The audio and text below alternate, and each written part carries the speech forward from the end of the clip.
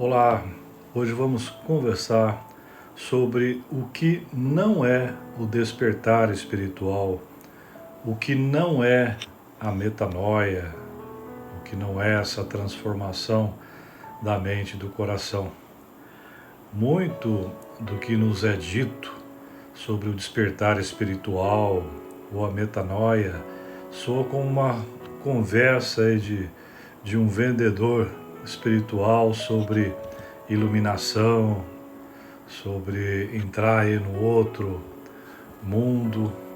E nas conversas desse vendedor sobre o despertar, nos é dito que a iluminação é só amor e êxtase, compaixão e união, e uma série de outras experiências positivas que frequentemente estão envoltas em histórias fantásticas, de forma que passamos a acreditar que o despertar ou a metanoia tem a ver com milagres e poderes místicos. Uma das conversas desses vendedores, que é mais comum, inclui descrever o despertar como uma experiência de bem-aventurança. Como resultado, as pessoas pensam: quando eu despertar espiritualmente, quando eu estiver em união com Deus, vou entrar em um estado constante de êxtase. Isso, claro, é um profundo mal entendido em relação ao que seja aí o despertar. Pode haver bem-aventurança com o despertar, pois esse estado é, na verdade, um subproduto do despertar, mas não é propriamente o despertar. Enquanto estivermos buscando os subprodutos do despertar, da metanoia, da verdadeira conversão, nós vamos perder o que é real. E isso é um problema, pois várias práticas espirituais tentam reproduzir os seus subprodutos do despertar sem causar o despertar em si. A consciência humana é tremendamente maleável e, ao participar de determinadas práticas, técnicas e disciplinas espirituais, é possível realmente produzir vários dos subprodutos do despertar, estados de bem-aventurança, abertura e assim por diante. Mas o que muitas vezes ocorre é que ficamos somente com esses subprodutos, sem o despertar propriamente dito. Importante que saibamos o que não é o despertar, de forma que não mais corramos através de seus subprodutos. Precisamos abrir mão de perseguir os estados emocionais positivos por meio da prática espiritual. O caminho do despertar não tem a ver com emoções positivas. Ao contrário, a metanoia pode não ser simples ou positiva em absoluto. Não é fácil ter nossas ilusões esmagadas. Não é fácil abandonar percepções mantidas por tanto tempo, ou seja, as nossas crenças. Muitos interessados no caminho espiritual não estão buscando a verdade, e sim querendo, no fundo, apenas se sentir melhor. O processo de descobrir a verdade não significa que vamos nos sentir cada vez melhores. Pode ser um processo que precisaremos olhar as coisas de maneira honesta, sincera e verdadeira, e fazer isso pode não ser tão fácil assim. O sincero chamado para o despertar vem de um lugar muito profundo dentro de nós. Vem de um lugar que quer a verdade mais do que sentir-se bem. Se nosso objetivo for simplesmente a de nos sentirmos melhor, então vamos continuar nos iludindo, porque a tentativa de nos sentirmos melhor é exatamente o modo como nos iludimos. Porque nossas ilusões fazem que nos sintamos melhor. Mas existe um impulso ainda mais profundo em nós. É esse impulso para o despertar que nos dá a coragem de olhar para todas as formas pelas quais nos iludimos. É um impulso que nos chama a assumir a responsabilidade por nossa própria vida. Para despertar, é preciso romper com o paradigma de sempre procurarmos nos sentir melhor. É claro que nós, obviamente, queremos nos sentir melhor. É parte da experiência humana. Todos querem se sentir melhor. Somos programados para buscar mais prazer e menos dor. E outro grande mal-entendido sobre o despertar ou a iluminação é que se trata de algum tipo de experiência mística. Podemos esperar uma experiência semelhante à união com Deus, uma fusão com o ambiente ou uma dissolução no oceano, mas não é o caso.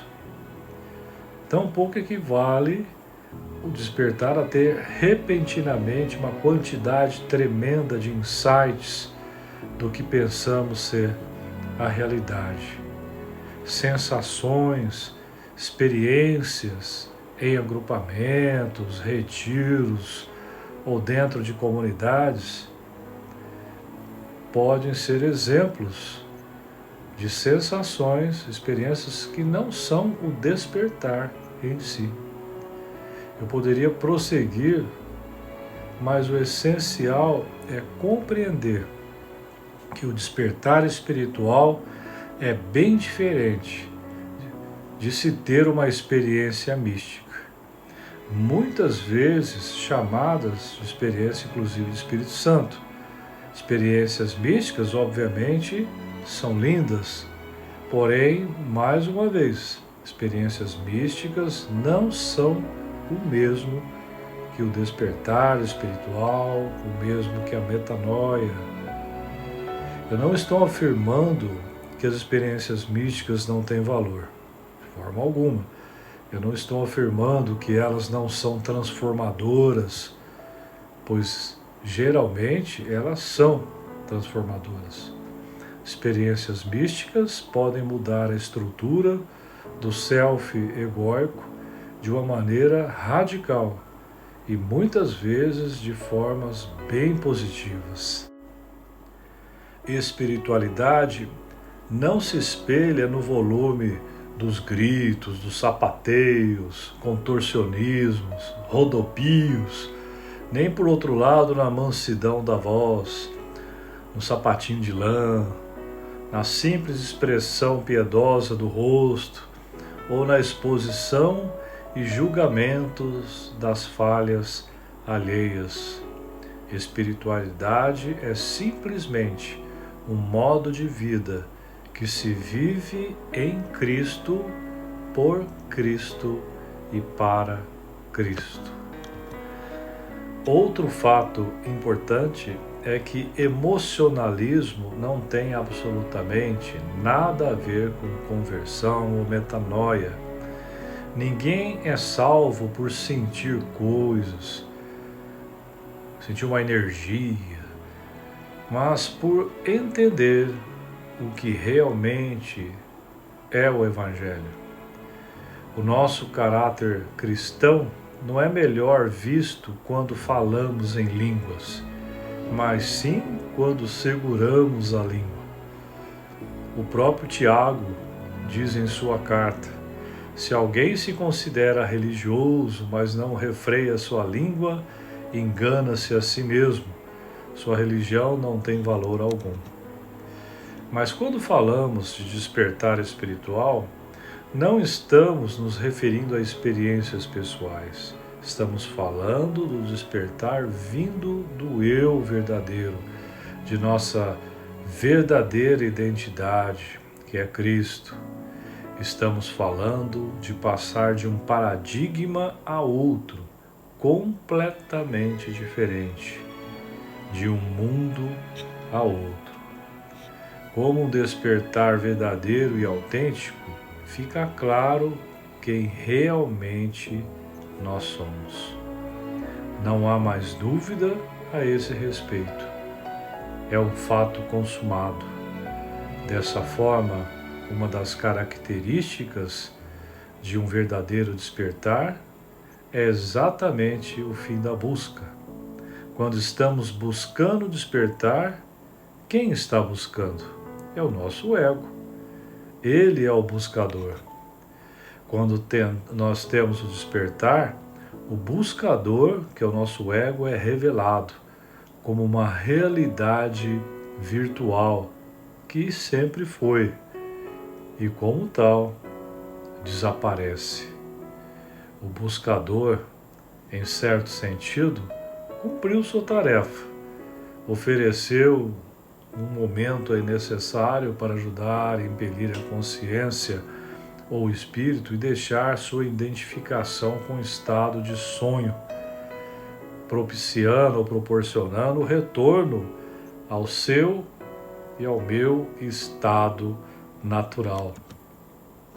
Agora, se for o tipo permanente de despertar, então o buscador e a busca estão completamente dissolvidos.